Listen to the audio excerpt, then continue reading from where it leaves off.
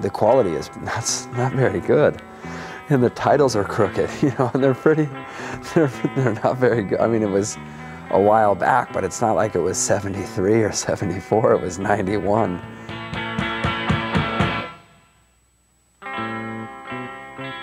Alright, so when was the first time you guys saw the video?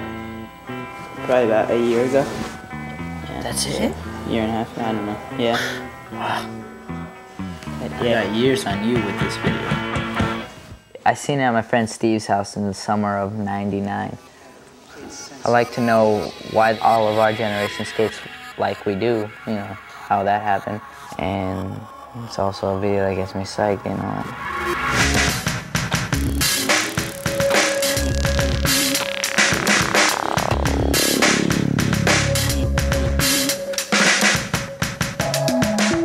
In 1991, the entire skating landscape was changing as new companies were formed to challenge the established brands of the late 80s. Mark Gonzales' Blind Skateboarders had emerged in reaction to his former sponsor, and he seemed to be in the right place at the right time. I mean, you know, you had the best skateboarders in the world, you know, one of the newest companies out there that everyone was really amped on. The timing, you know, the time it took place, the people that were in it, obviously, and then the whole feeling of fun, you know. With complete creative control and revolutionary vision, Mark's first pick for the team was Jason Lee. So I didn't really know what he was doing with Blind. I didn't really know what his ideas were artistically. I was just excited to be on the same team as Mark Gonzales. Mark would also add Danny Way, Jordan Richter, Giovanni Turner, Guy Mariano, and Rudy Johnson. Out of nowhere, I got a call from Mark Gonzales. I'd never met him before or nothing, and he just calls me out of the blue and said he wanted to come pick me up to go skating. It just was a matter of like a couple weeks that like, just from hanging out with him that like, I got on, you know, the team, and Guy Mariano as well too. It was pretty exciting for me because I knew they were really good, but at the same time I was young, so I was kind of like, I want to, am I better than them or are they better than me? Despite the early departures of Danny Way to start Plan B and Giovanni Turner to turn pro for World Industries, Blind still boasted a team that any company would envy. Soon, Mark set out to produce a video and began by recruiting a young photographer named Spike Jonze. I was doing photography mostly for TransWorld at the time, and I'd taken photos of Mark, you know, a lot before, and Mark and I started talking about doing the Blind videos right when Blind was starting, and hoped it would have a feeling about skateboarding and about these guys.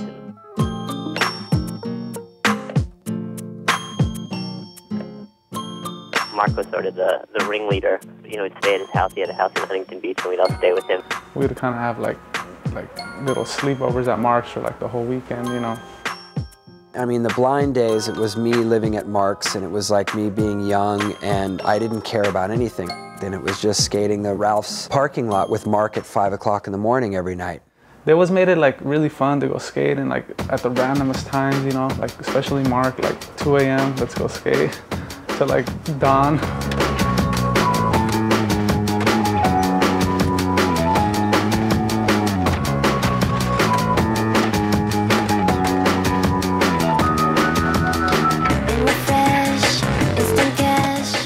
It was all random. Maybe it was, there's this bank I saw, so I'd like to go back there and try this trick.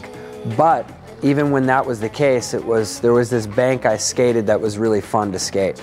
And I'd like to go there and skate it, and we'll press record on the frickin' old beat up heavy camcorder and see what the hell happens, you know? Mark would like want me to hold the camera or whatever, and so I filmed like some of the things in the Vine video, but it's the worst filming in skateboard history. The footage of the double-sided curb, the white curb. That's some of my footage, and it's funny, the date and the time are totally wrong, and the camera's all shaky, and it's from really far away. You know, even though we didn't have a budget or anything, you know, we just had a video camera. They just had the camera, and Spike was there, and Spike skated, so, you know, just kind of like capturing sessions. Like, so much stuff would go down in one day. If you look at a lot of the footage, you could tell everyone has the same clothes on, and that, like, you can see one day, like, I think beginning of Rudy's part where he does that line with the frontside board slide shove it, and then you can tell he went right around the corner to Arco, the subway gap, I think he 180'd it. And then right across the street from there is First Interstate, and he does the line where he does the little manis up and down. So like, it's funny, you can tell, like, okay, that was all one day right there. They got all that done. Where it'd be like, that's some people's video parts now. I mean, back then it was just so fun, you know? You can make a day out of it. Now it's like, it's so like securityed out. Okay, this is for all you LA skaters. Try to make it a point. No, do make it a point to stay out clear. Look at how good skateboarding was back then. I mean, don't get me wrong, it's awesome right now, but look at how much easier it was to go skate a spot. I mean, for me, just filming those guys, it was so easy because I thought they were so cool. So it was easy to be anywhere with Mark and want to film him because he's just such a, you know, such an original person.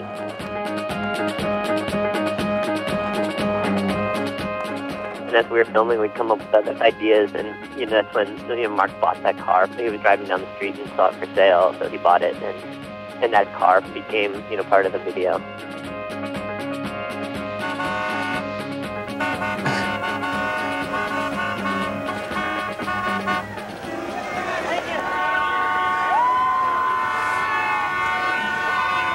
It's still the same exact stuff. Holding the same sign.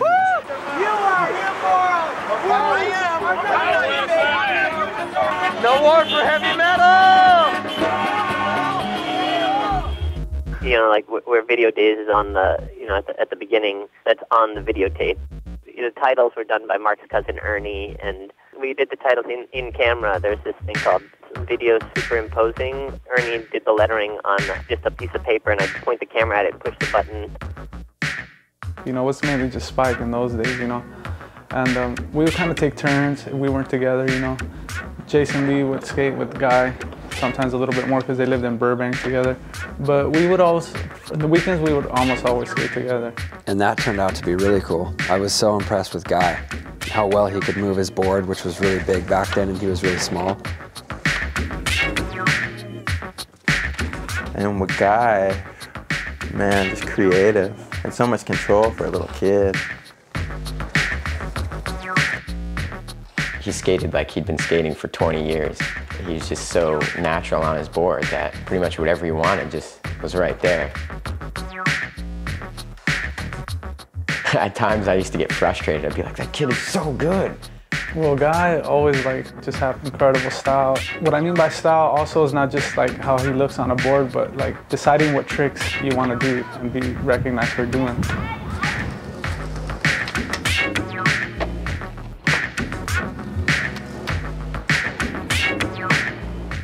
The one thing I never understood is why Guy had that PAL shirt on the whole time. You ever notice that? He had a red PAL Supreme shirt on. Was that a statement, or do you just like that shirt? Was that some kind of inside joke? I don't get it. That was kind of like, you know, like us showing that, like, you know, like, thanks. PAL did kind of like blow us up before that, you know, like we had a part in Band This in a really good video with like good skaters. And Rudy, I liked his style. He was really free-flowing. And Rudy was way ahead of his time. No one was barely even doing good kickflips, you know. He was already like kickflipping into all of his tricks, or trying at least, you know.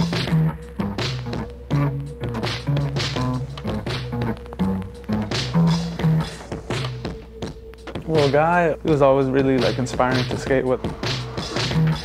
We got to be good friends, and like it just started going by really fast, you know, with Spike. We did do little trips, but it all came together like really smooth, you know. Like fun.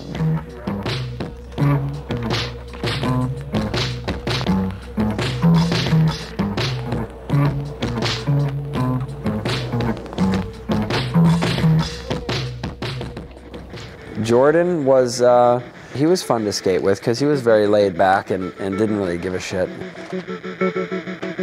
Before the blind video, kids really didn't know me too much. And I would say 99% of the reason why that my name was created was because of blind and because of Mark and Danny putting me on the team. He got put on blind through Danny Way, because Danny Way was like original blind guy.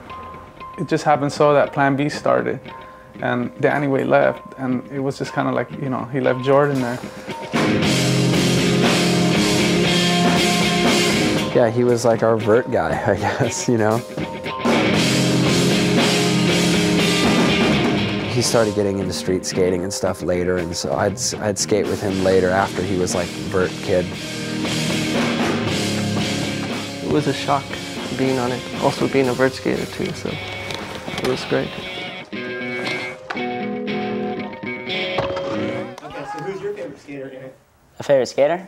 Stevie Williams. No, in the video, in the blind. I know, but he just said favorite skater. I like whatever. But Jason Lee's part, I like him the best. I don't know, I just like the way he skates. It's really smooth.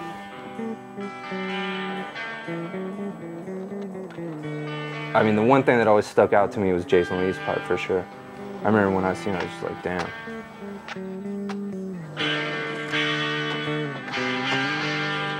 I would say he definitely had one of the best styles, if not the best style on a skateboard ever.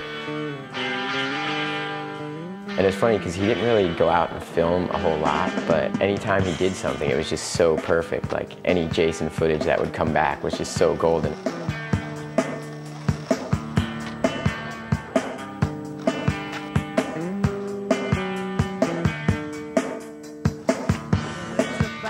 He had really good tricks, but like his style, you know, like the Jay Lee style, his 360 flips.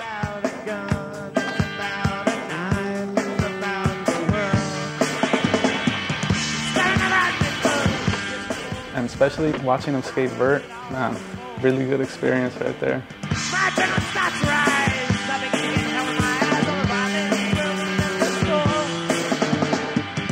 Our song was in it, man. We thought we looked like this shit. Awesome. Jason's song and everything, the whole aesthetic of it is so good. I think every kid after they saw it tried to find out who Milk was and go buy that CD somehow. I mean, it used to be right before the blind video that you would just go out and film a video part in like 2 days. So that was kind of the beginning of, okay, let's get the best of the best, you know, the best footage, the best spots, you know, and they had footage from Europe.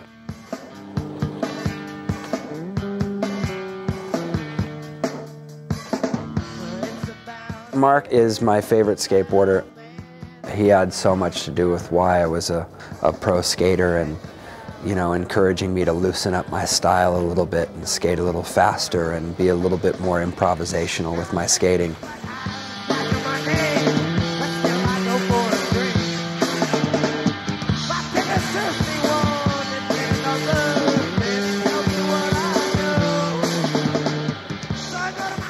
Yeah, the song at the end.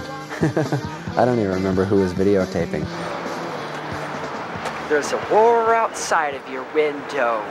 It's destroying our world. Do you see those goddamn sideburns on my mug? Holy shnikes.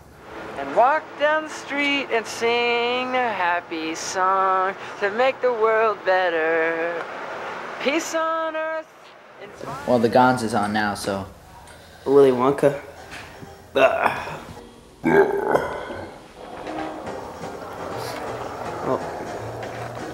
definitely surf that curb.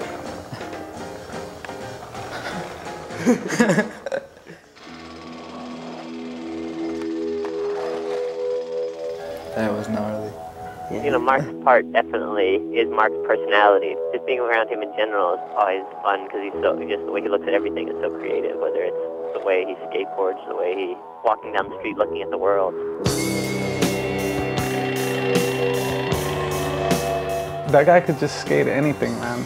Just push. I like how he does that line where he like does the frontside posh of it and then 180 to switch grind down the rail. Mark is the guy who can do anything on anything, from vert to street.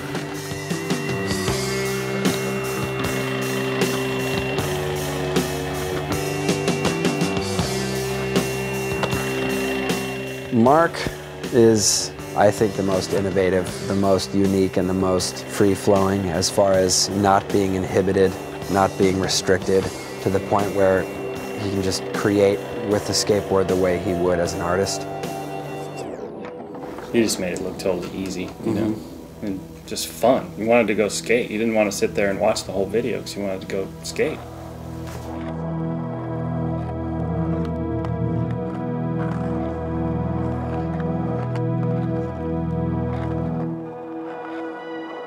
No one does their ollies like Mark. Mark will curl that front foot. He even does it with his kickflips nowadays.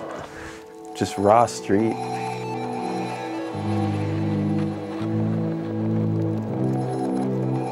I think Spike was saying like the gnarliest stuff that he got was like the last couple of days of filming because he got so psyched. He did like that nose slide down the Wilshire rail, and frontside board slide the Federal rail, board slide down the double kink, and like that was all like the last couple of days of filming.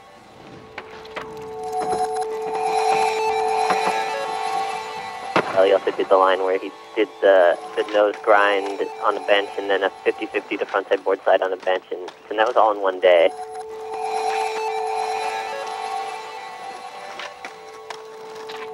There's a liquor right there, dude, so pull over, it's a yellow sign. We heard we were gonna go down to Mexico and do, you know, crash the car.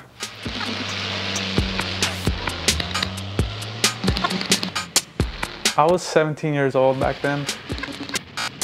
I think Mark was like 21. Jason, probably around there too. Guy, he was probably about like 14 or 13. It's good to see little young guns like Mariano when he was 13 drinking. I like that. Good example for the kids. Yeah. They were drinking the Bacardi like that was water for Guy because he was just too tender back then.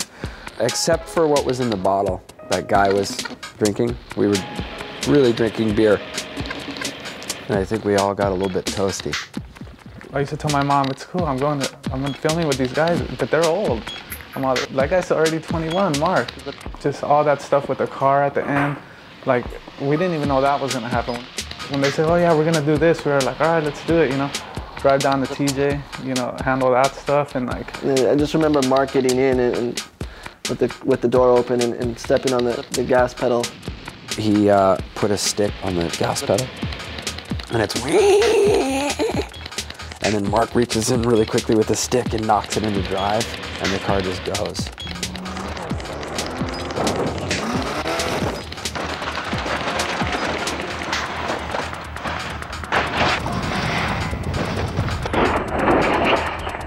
I didn't know, and I don't think none of us knew that, like, how, like, it was gonna be, you know, like, that people were gonna like it that much, and, like, how it just all ended up coming together. It makes me feel good. You know, the blind video will be one of those markers in time, you know, it's just like, that represents the best of that time period, and, you know, the most, like, charismatic skateboarders that I think that's still missing today. So you watch the blind video, and it's like a bunch of kids who had individual styles and just kind of skated and had fun. And then now, thinking back, the title Video Days is perfect. That's what they were doing, spending their days on video, you know. These ones were definitely people having fun instead of people not having fun, breaking their faces on the floor. But you know what? It was fun. It was really fun.